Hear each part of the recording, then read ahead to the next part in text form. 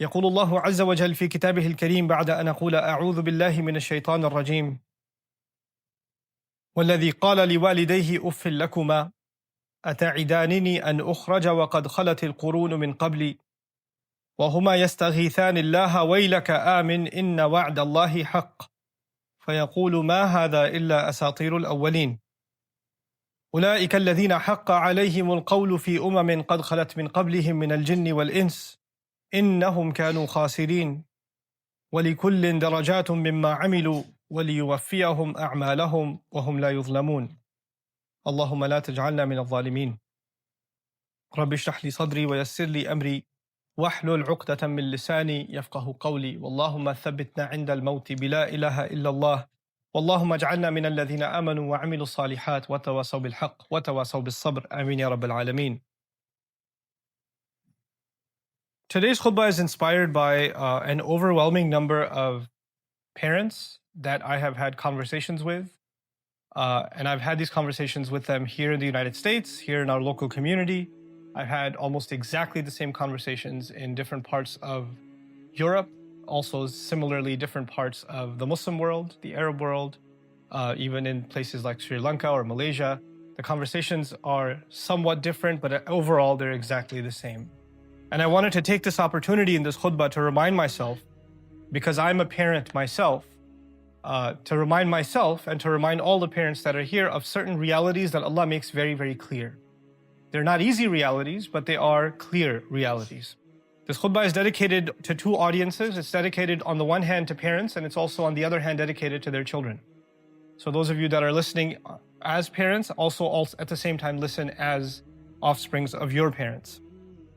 Allah Azza wa Jal describes in many places the relationship between parents and children by way of example. So instead of talking about the theory of parenting, Allah gives many, many case studies of parents and their children.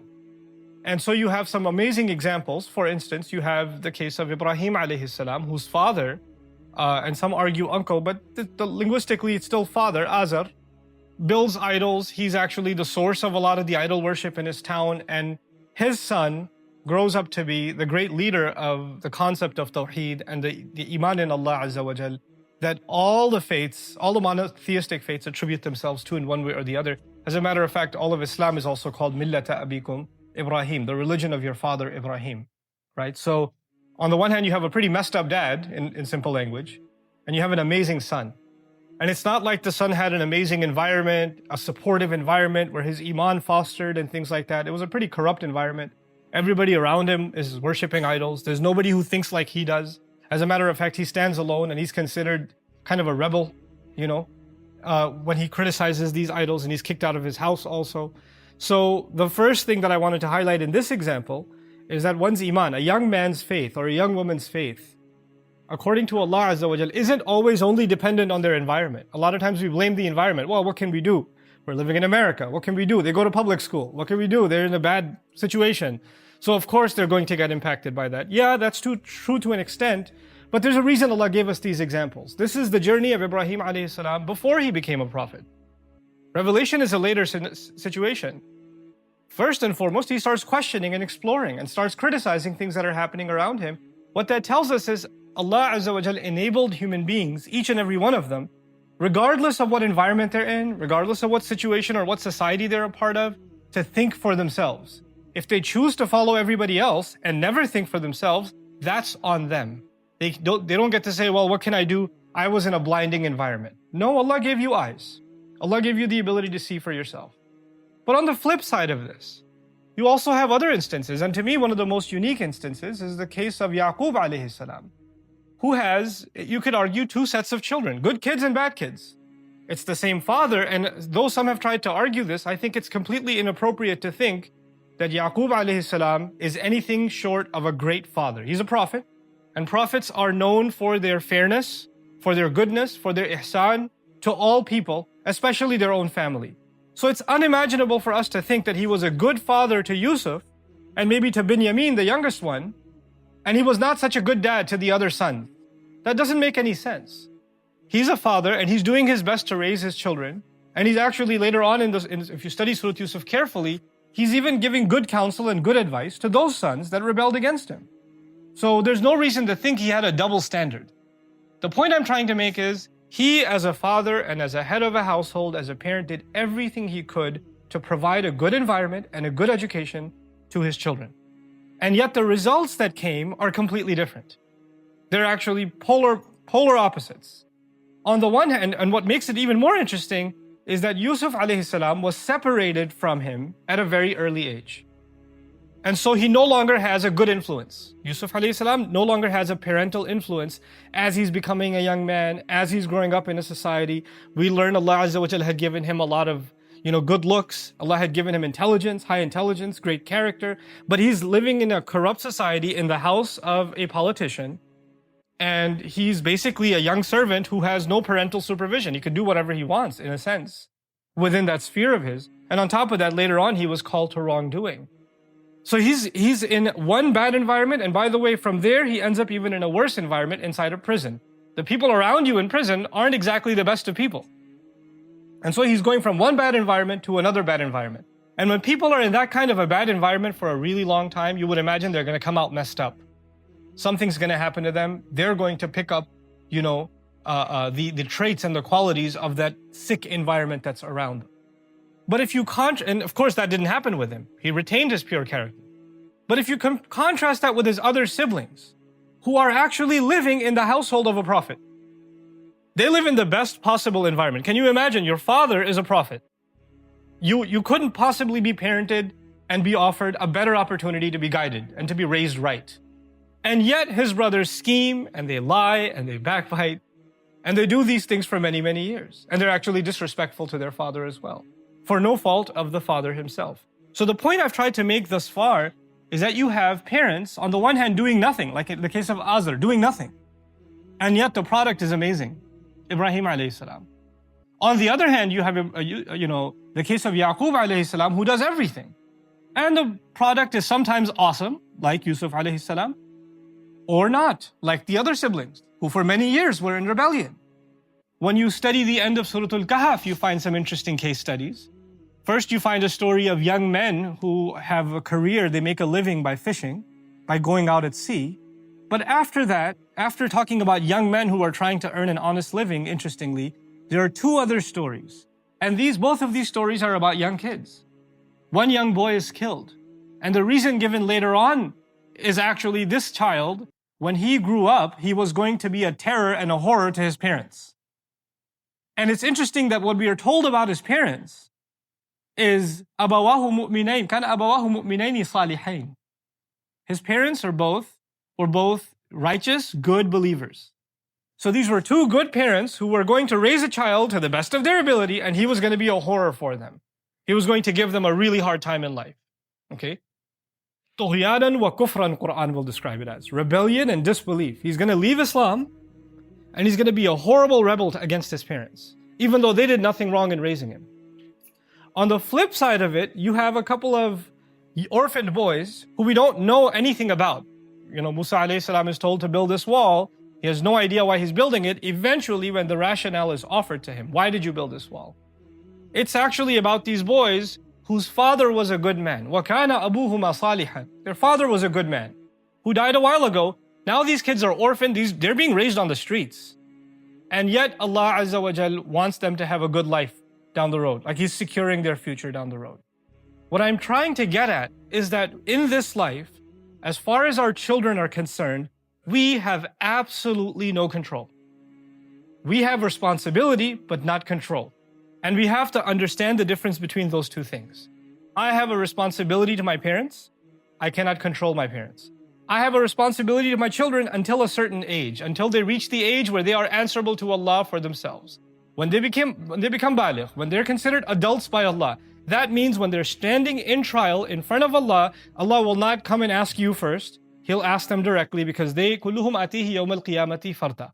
Everyone will come before Allah individually, all alone, nobody else. And so, as we raise our kids, when they get to a certain point, our love for them doesn't go away. Our concern for them doesn't go away. Our du'as for them don't go away. Our desire for them to live a good life doesn't go away. But is Allah going to hold you responsible for the mistake they make? No. To the best of your ability, you try to give advice and then you have to back off.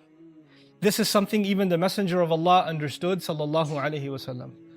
The man who had the greatest qualities in every sense of the word, the greatest husband, the greatest leader, the greatest of all prophets, the greatest father. And what does he say to his daughter? Ya Fatima bintu Muhammad. He says, Fatima, daughter of Muhammad, ittaqillah. You need to be cautious of Allah. فَإِنِّي لَا أَمْلِكُ مِنَ اللَّهِ لَكِ مِنَ اللَّهِ شَيْئًا. I no doubt will have no authority to make any case on your behalf in front of Allah. You'll have to stand on your own. I know you're my daughter, but even that doesn't get you anywhere. Even that's not enough. You're going to have to stand on your own merits in front of Allah. This is an important teaching that we need to understand. We cannot change the environment of our children and expect that they're going to come out perfect. We cannot later on start getting frustrated with them when they make bad decisions, because a lot of our kids will make bad decisions, like we made bad decisions. You and I made bad decisions too. We disappointed our parents too. They couldn't control everything we did also. We gave them a hard time too. So what Allah Azza wa Jal does in the Qur'an is He describes a scenario. And these examples that I wanted to give you was first to help me remember and you remember that our children are simply an amana from Allah, a trust given by Allah Azza wa Jal. How well did we try to raise them? Did we do our part? That's all. Nuh alayhi salam is not questioned for how he raised his son. As messed up as his son was, as rebellious as his son was, he did his part as a father. He did what he could. The rest is between his son and Allah Azza wa Jal. But that doesn't mean that we don't love our kids, and like I told you, lots of conversations of especially mothers, and sometimes fathers too, who come in pain, in tears, telling me how they raised their children. They made them memorize the Qur'an, they sent them to a Sunday school, they put them in an Islamic school, they moved from one city to another, took a pay cut, sometimes even lost their business, just so they can bring their children into a nicer Muslim community so they can have the environment. Everything was great. This kid was so respectful, so loving, so kind, such a perfect kid, you know. And all of a sudden, something happened to him, and now he doesn't pray. And he talks back to his parents. And she stays out late at night. And when you try to question them, they snap. I don't know what to do. I can't even recognize if it's the same kid. Where do I go? What do I do?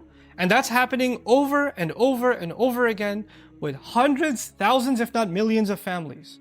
Children rebelling out of control. Now, there are lots of reasons for that happening. But like I said, first and foremost, this khutbah is directed at two audiences, parents and their kids.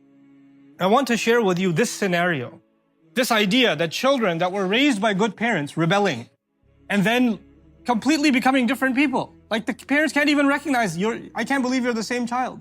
I've seen cases where sons have hit their mothers. They've physically assaulted their mothers. I've seen cases where children have threatened their parents, cursed at their parents, stolen from their parents, all kinds of things. How did things get to this? Or come to them and say, I don't call you anymore because I don't believe in Islam. I don't pray, I don't really believe in religion anymore, etc. And those parents are completely shattered. Not one, literally thousands of them.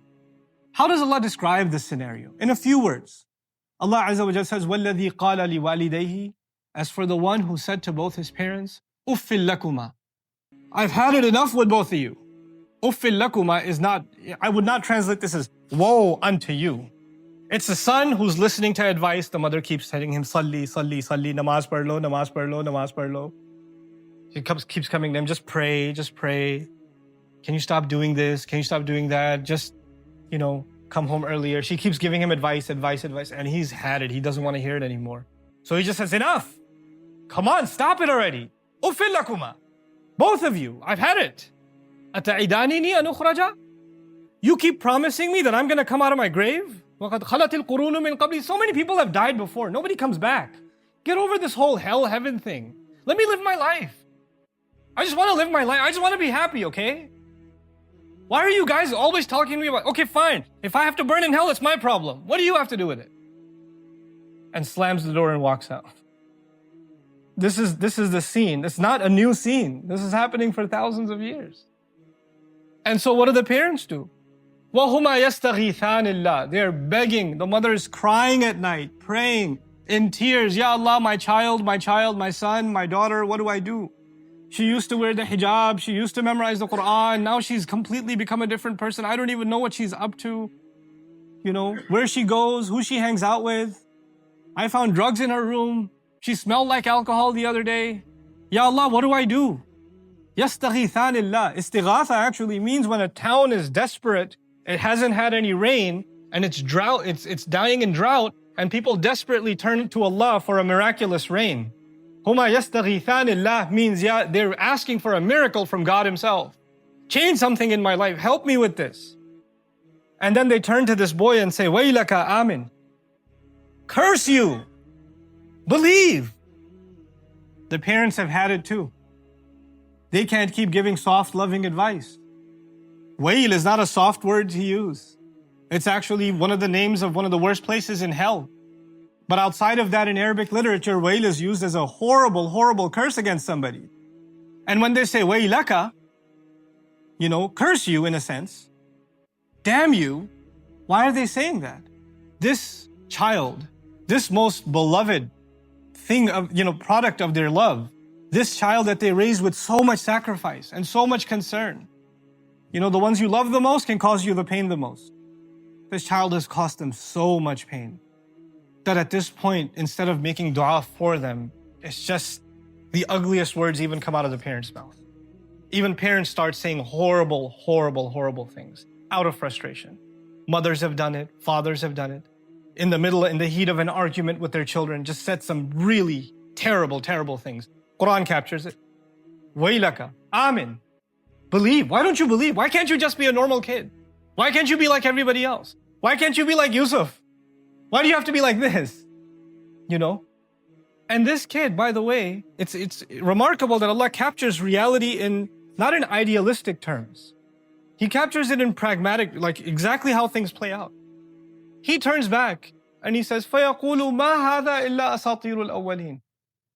This is nothing but old stories. Can you stop? Can you stop giving me the old stories? The mother starts quoting an ayah from the Qur'an, or telling him about this prophet, or telling him about this hadith. Or he says, can you keep this old stuff to yourself?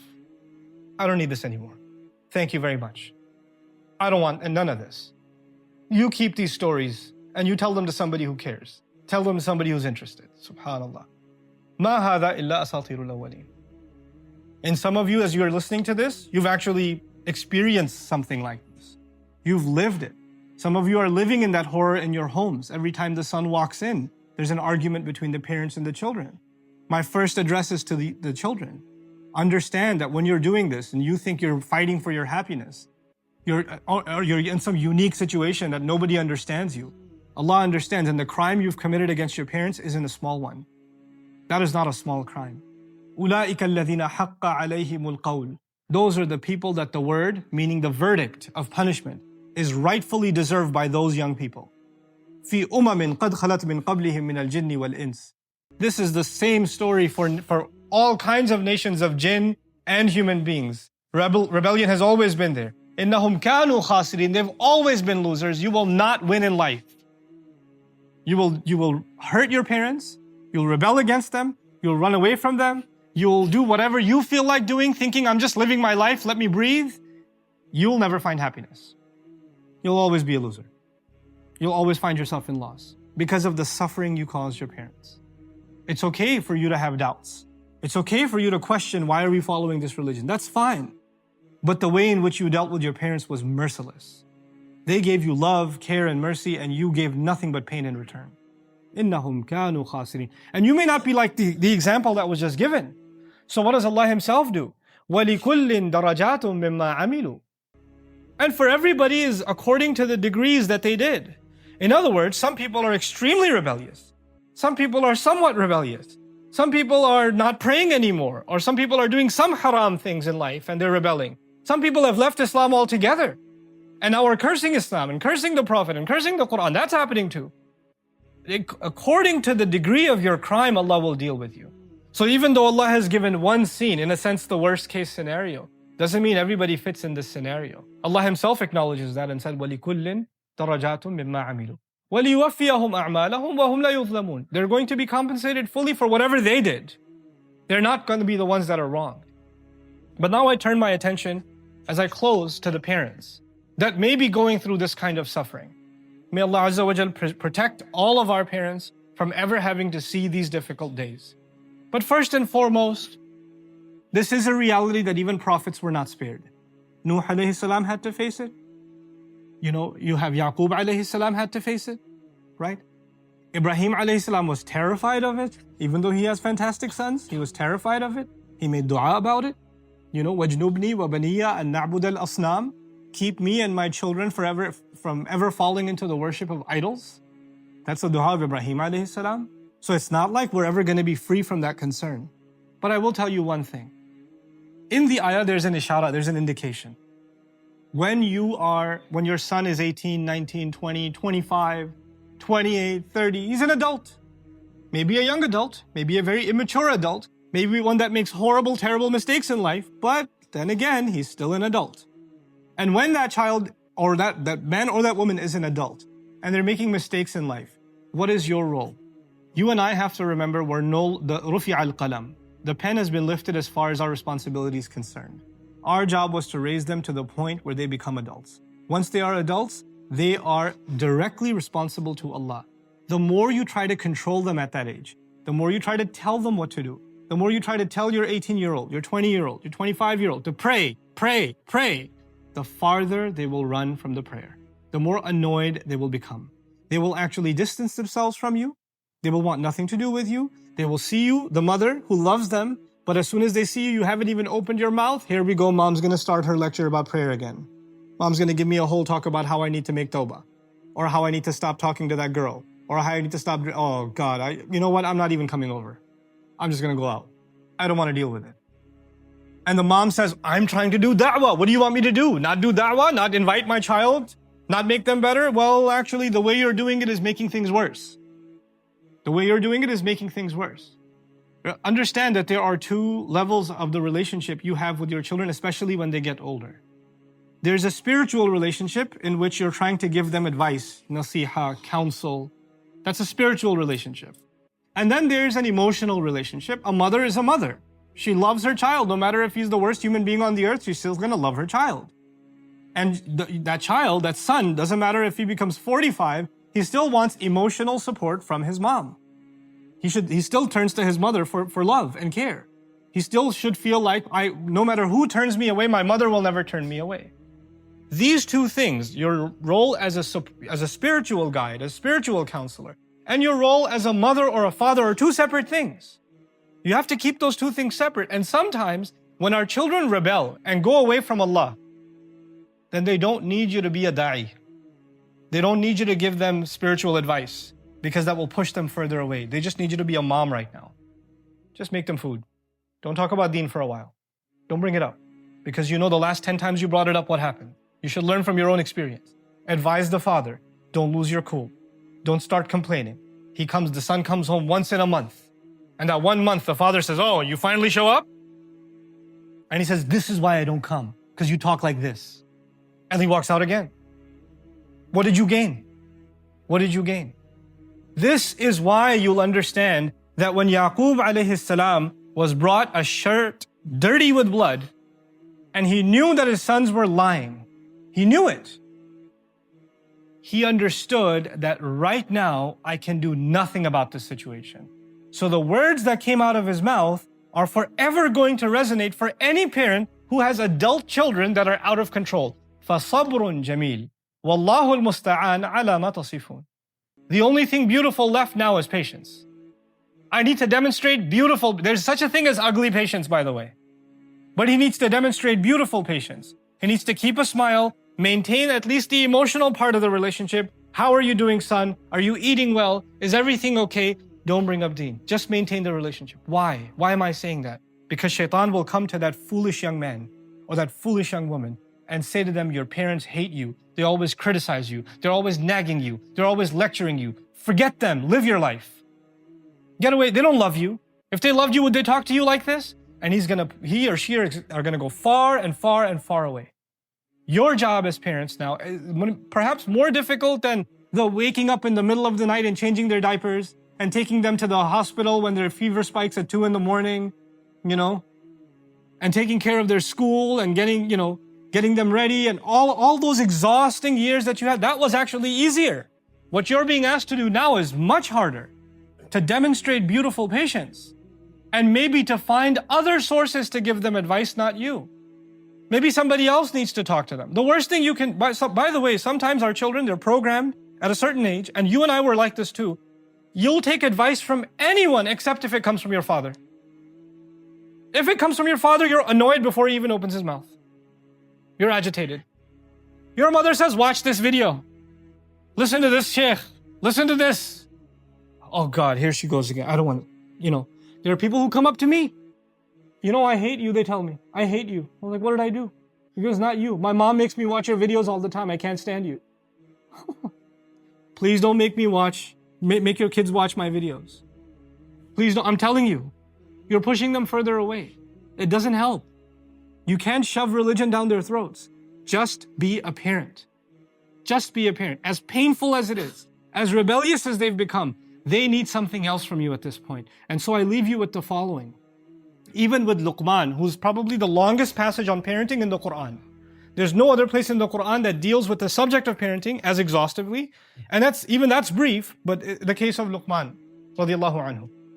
But look at how Allah Azza wa Jal describes it. Just one part of it. إِذْ قَالَ لُقْمَانُ لِابْنِهِ وَهُوَ يَعِظُهُ. There's lots of conditions. When at the very moment when Luqman said to his son, while he was in a position to counsel him. In other words, Luqman doesn't just give his son lecture after lecture after lecture. He finds the right time, the right opportunity. He thinks of a strategic opportunity and then brings up, Ya bunayya la tushrik billah. My son, take Allah seriously. Don't do shirk with Allah. He doesn't just throw that lecture on his son constantly. There's actually a haliyah wa huwa ya'iluhu suggesting he was very strategic. If that opportunity presents itself, well and good. If it doesn't, then take your time. Be patient. Parents that are in this audience already know. You've already had many conflicting arguments and discussions. You've already had fights where somebody stormed out of the house or yelled and screamed or slammed a door. You already know that if you're going to have that conversation start again, it's going to end up the same way. Be smart about it. Don't walk into that same trap again. I never want to be the kind of parent that has to say, Waylaka Ameen. To get to the point where I lose it and I start cursing and I start yelling and screaming at my children. And I never want to hear from my children, this religion is nothing but old stories. And they're not saying it because they disbelieve in religion. They're saying it because they're annoyed with their parents. They can't take it anymore. This conflict, this tension needs to be brought down. May Allah Azza wa Jal make us wiser parents and more obedient children. May Allah Azza wa Jal soften the hearts of both parents and children towards Allah's deen. And may Allah Azza wa Jal ease the suffering of the families that are having problems with their children. And may Allah Azza wa Jal give the children the sense and the guidance to come back and make tawbah. Barakallahu li wa lakum fil Qur'an al-Hakim wa nafa'ani wa iyyakum bil ayati wa dhikr al-Hakim. Alhamdulillahi wa kafa wa salatu wa salamu ala ibadihi alladhina istafa khususan ala afdalihim wa khatamin nabiyyin Muhammadin al-Ameen wa ala alihi wa sahbihi ajma'in. يقول الله عز وجل في كتابه الكريم بعد أن أقول أعوذ بالله من الشيطان الرجيم إن الله وملائكته يصلون على النبي يا أيها الذين آمنوا صلوا عليه وسلموا تسليما اللهم صل على محمد وعلى آل محمد كما صليت على إبراهيم وعلى آل إبراهيم في العالمين إنك حميد مجيد اللهم بارك على محمد وعلى آل محمد كما باركت على إبراهيم وعلى آل إبراهيم في العالمين إنك حميد مجيد عباد الله رحمكم الله اتقوا الله إن الله يأمر بالعدل والإحسان وإيتاء ذي القربى وينهى عن الفحشاء والمنكر ولذكر الله أكبر والله يعلم ما تصنعون أقم الصلاة إن الصلاة كانت على المؤمنين كتابا موقوتا